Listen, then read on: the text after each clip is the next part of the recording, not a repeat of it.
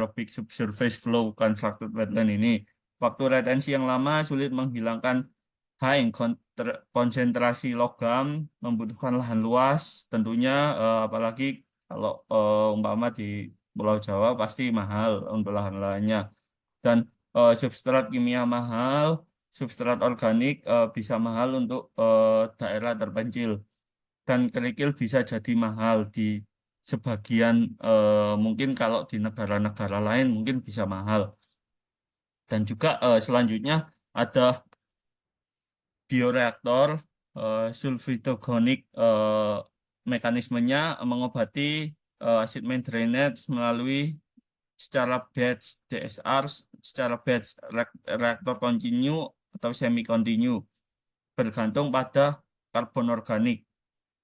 Reaktor berpengadu kontinu adalah paling banyak yang digunakan secara umum untuk ini. Jenis lainnya termasuk FBR, fluidized bed reaktor, granular aerobik aliran atas bioreaktor, lapisan lumpur atau USB, dan bioreaktor membran terendam atau MBR. Nah, itu sendiri untuk material yang digunakan biasanya kotoran hewan, kompos, bubuk gergaji, kayu keripik, kompos jamur bekas, limbah selulosa, batu kapur, kulit kayu. Dan untuk keuntungan dari treatment ini mudah dipasang, biaya rendah, menghasilkan konsentrasi tinggi, kinerja dapat diprediksi, memungkinkan adanya perbedaan penghilangan logam.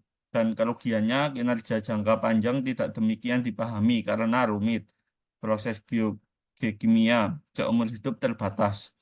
Menghilangkan logam Mn buruk membutuhkan penambahan terus-menerus substrat organik. Eh, Selanjutnya di sini untuk anoxic limestone drains itu sendiri, saluran kapur an anoksik, eh, prinsipnya atau mekanismenya digunakan untuk meningkatkan efisiensi lahan basah. Biasanya berfungsi sebagai langkah perawatan dengan melewati acid main drainage melalui tempat tidur, batu kapur dalam kondisi reduksi dan meningkatkannya pH, sementara logam meningkat masih dalam reduksinya. Hal ini memungkinkan konsentrasi yang lebih besar logam yang harus dihilangkan saat dikirim ke constructed wetland atau kolam pengendapan. Dan untuk konvensional material use ini terdiri dari parit tertutup yang terkubur di dalamnya, tanah yang dipenuhi batu kapur, dan ditutup substrat kedap air seperti tanah liat. Untuk keuntungan dari treatment ini membutuhkan sedikit lahan, lebih murah dibandingkan constructed wetland, memerlukan perawatan yang lebih rendah daripada constructed wetland, baik untuk jangka pendek dan untuk kerugiannya ini sendiri, kondisi anoksik sulit diatasi dan juga rawan tersumbatnya batu kapur secara konvensional diketahui gagal dalam jangka panjang. Tidak dapat menangani logam tinggi, hanya dapat menghilangkan logam di dalamnya dan menghilangkan sulfat dalam jumlah rendah konsentrasi. Dan yang terakhir ada permeable reactive barriers, teknologi terkini yang berkembang di kalangan pengolahan acid main drainage. Nah, ini merupakan pasif in situ. Eh, Parit-parit bawah tanah ini diisi dengan bahan permeable melalui yang dilalui acid main drainage. Mirip dengan lahan basah aliran bawah permukaan di mana DSR digunakan untuk menghilangkan logam dan sulfat.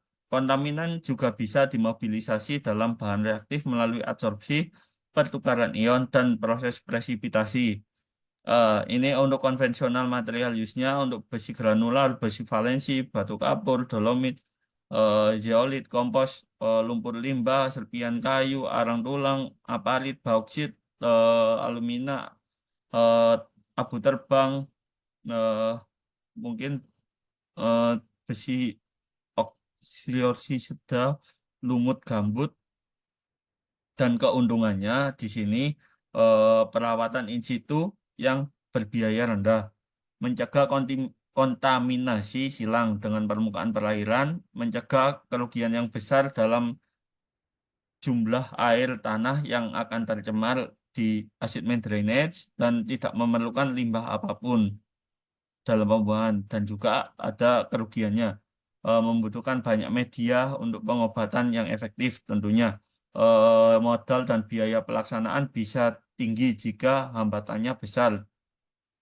Nah, lokasi tambang harus dalam keadaan baik, dikarakterisasi dan dimodelkan sebelumnya untuk pengobatannya, yaitu memakan waktu juga dan permeable reactive barriers ini bersifat spesifik lokasi dan bersifat spesifik terbatas yang lebih sedikit dari 20 meter di bawah permukaan tanah.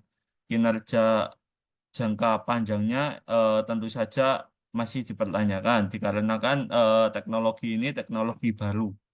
Mungkin seperti itu dan saya akan melihatkan matrik untuk pengolahan-pengolahan ini.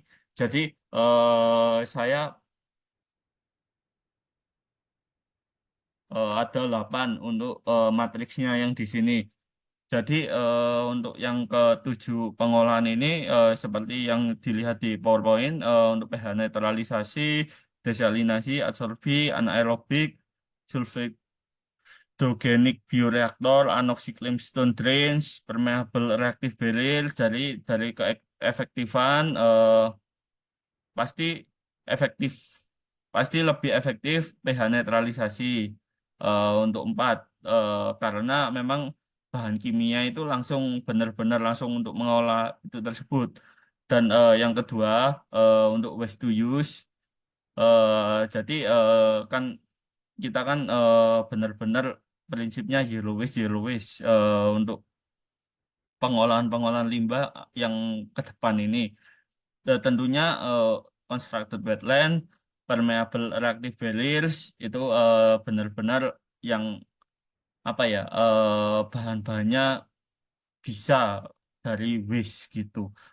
Terus untuk yang byproduct tentu saja yang constructed wetland dan permeable reactive barriers eh, benar-benar sedikit lah istilahnya kalau permeable reactive barriers mungkin nggak ada lumpurnya kalau yang constructed wetland mungkin sedikit ada sedikit mungkin untuk costnya juga yang paling murah sulfogenic bioreaktor itu paling murah dan juga luas lahan sendiri paling besar ada di constructed wetland dan permeable reactive barriers ini mungkin paling kecil jadi kan dia kan cuman apa dinding saja mungkin seperti itu untuk maintenance paling mudah tentu saja yang constructed wetland tinggal mengganti tanaman saja jika sudah mati mungkin seperti itu untuk waktunya sendiri mungkin yang pH netralisasi anoxic limestone drains itu lebih cepat juga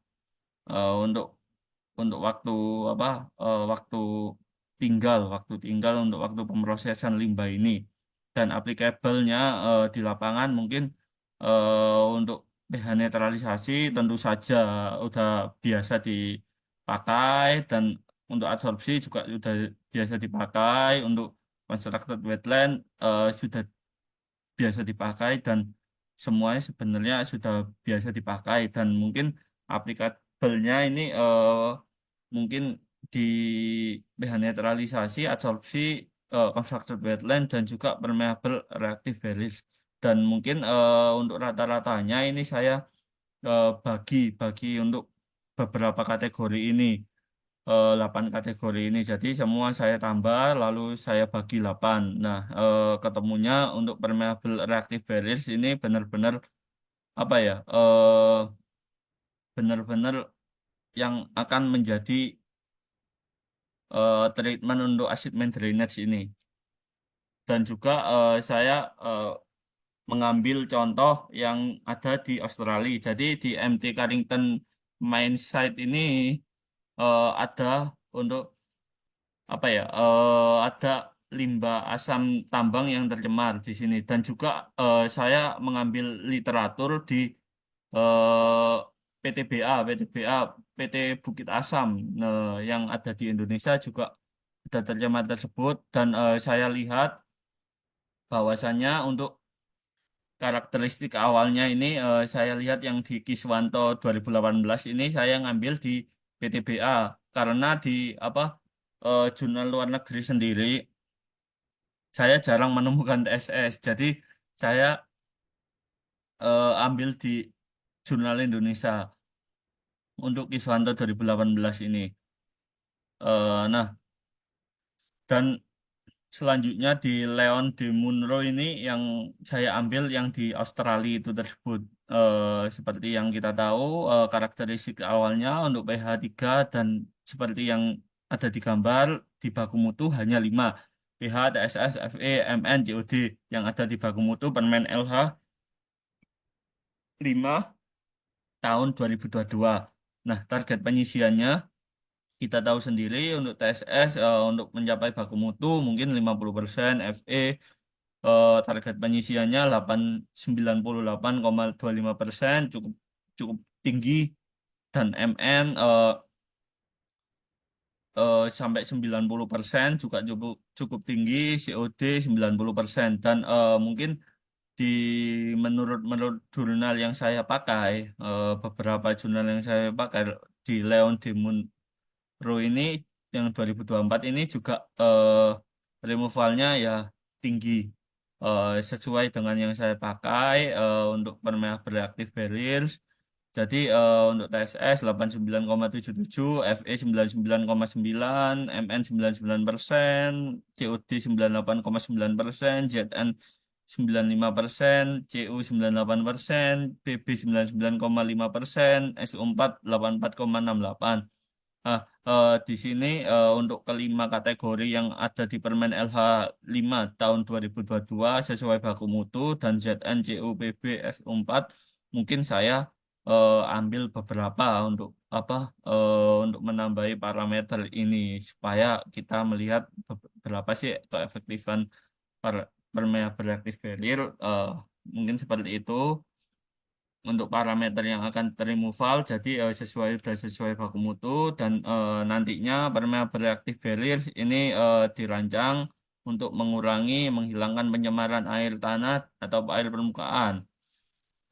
PRBS ini bekerja dengan cara memperlambat aliran air yang terkontaminasi melalui zona yang mengandung media reaktif. Media reaktif ini dapat mengikat, mengubah, atau menghilangkan zat-zat pencemar yang ada di dalam air seperti logam atau senyawa organik lainnya. Dan untuk prinsipnya PRBS ini ada sesuai dengan mewakili istilahnya mewakili dari treatment-treatment yang lain. Ada degradasi, presipitasi, dan absorpsi. Dan degradasi itu sendiri proses oksidasi reduksi yang akan terjadi untuk penguraian kontaminan. Presipitasi, kontaminan logam berat akan tertahan. Absorpsi melibatkan pemisahan antara zat terlarut dan pelarut. Nah, di sini yang akan digunakan fly ash, limbah sabut, tanah liat, dan limbah serbuk besi. Fly ash sendiri mempunyai karakteristik porositas daya serap, alkalinitas yang kuat. Limbah selaput kelapa ini mengandung banyak senyawa hidrokarbon. Dan tanah liat salah satu unsur anorganik yang memiliki sifat stabil terhadap pengaruh mekanik dan juga limbah serbuk besi ini digunakan untuk membuat PRBAS lebih permeabel dan mempermudah air mengalir di pori PRBAS ini dan juga mungkin ada metode yang akan dipakai mungkin preparasi fly ash. Nah, mungkin benar-benar disiapkan dan diayak sampai 45 sampai 50 mikron dan densitasnya 2,6 gram per sentimeter. Lalu sampelnya ini dikeringkan selama 2 jam dan akan ditambahkan dengan larutan NaOH sebesar 1:3 dan parasi lambut sabut kelapa dan kemudian akan dicuci dan dibersihkan dan dikeringkan selama 12 jam dihancurkan dengan ukuran partikel 2 sampai 3